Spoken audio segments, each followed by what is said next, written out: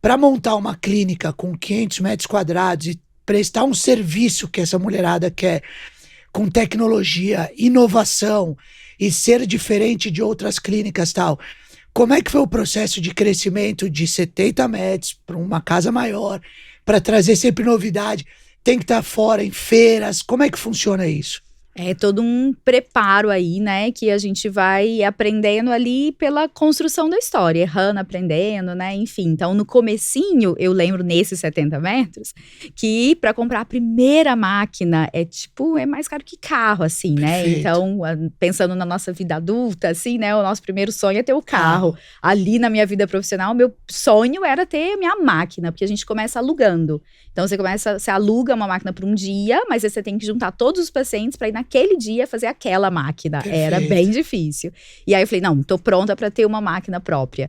E aí tive patrocinadores ali, né, minha mãe que investiu e depois paguei para ela. Claro. Mas hoje, né, nesse tamanho de clínica, porque 500 é o espaço que a gente tem para atender paciente, mas ao todo a gente tá com quase 2.000 metros quadrados Perfeito. nesse total ali.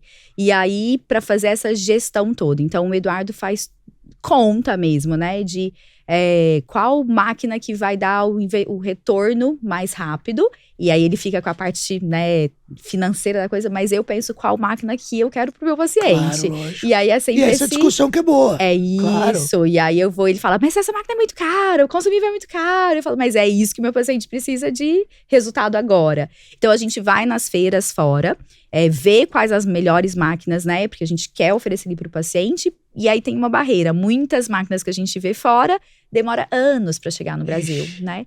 E aí, até que chega, e aí quando chega hoje, pelo tamanho que a gente tá, graças a Deus, a gente tem o privilégio de ser convidado pelas empresas que trazem as máquinas pra gente ser pioneiro. Então, quer ser o primeiro a ter a máquina, quer lançar a máquina aqui, e a gente gosta muito de inovação. Então, é isso, acaba de pagar uma máquina, você já tá comprando outra. Ontem a gente tava conversando, eu e ele falando, que a gente tá analisando agora. Eu falei, já tô com a próxima máquina, que eu já quero o próximo brinquedinho. Não é o próximo carro, é a próxima máquina. É a próxima máquina, a gente trabalha em máquinas. E como faz, que eu acho que isso é um assunto em todas as famílias, assim, como faz para separar o marido do CEO? Como faz para separar esse convívio de alguém que trabalha e tem que ter essa discussão? E às vezes é natural de um sócio ou de um CEO e tudo mais colocar uma opinião que não é a mesma que a sua. Existe ali, obviamente, um consenso, mas às vezes pode ter, um tem uma opinião, outro tem outra, e aí como vai decidir?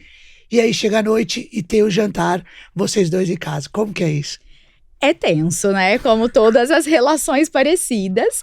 E, aliás, até um detalhe aí, que não é só o meu marido, né? Ao longo dessa nossa jornada, acabou que, pelo fluxo da vida mesmo, foi entrando outros familiares. Então, hoje, assim, a parte de back-office mesmo, eu tenho várias pessoas da família que trabalha, cada um na sua área mesmo de atuação, mas que foi dando matching, foi dando certo, e a gente tem que fazer toda essa gestão. Dá pra fazer o Natal lá. É isso, entendi. Sobre isso mesmo, né? Inclusive minha mãe, que, né, lá atrás não deu certo de eu ir, ela acabou vindo, Muito então hoje bem. ela também tá lá. Então, essa gestão, o que a gente faz?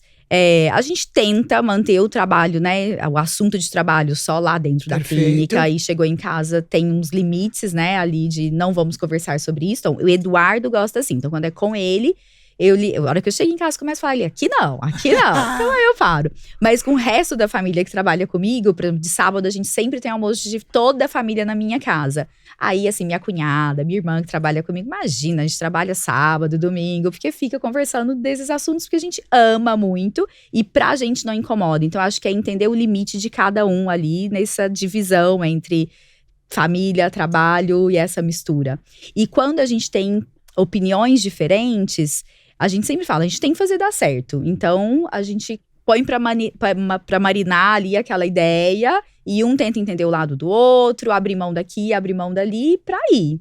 Muito bom. Mas ele não deve estar ouvindo esse podcast, então eu posso contar que no fim das contas, quando a gente não chega num bom senso ali, né, numa conclusão final, quem será que manda e tem a palavra final? Sempre é a mulher. É óbvio, então Sempre. isso já Então não estava adianta nenhum homem subentendido. falar, não, sou eu que falo. Às vezes até no bar ele vai querer falar pros amigos, mas Tá tudo sempre certo, não importa. a decisão é da mulher. É, fazendo ali o que eu pedi, o que eu queria, quem ficou com a palavra, tá tudo bem, não importa. É aquela briga, ter razão ou ser feliz, não é? Isso. Pronto, a então, gente vamos decide. ser feliz todo mundo.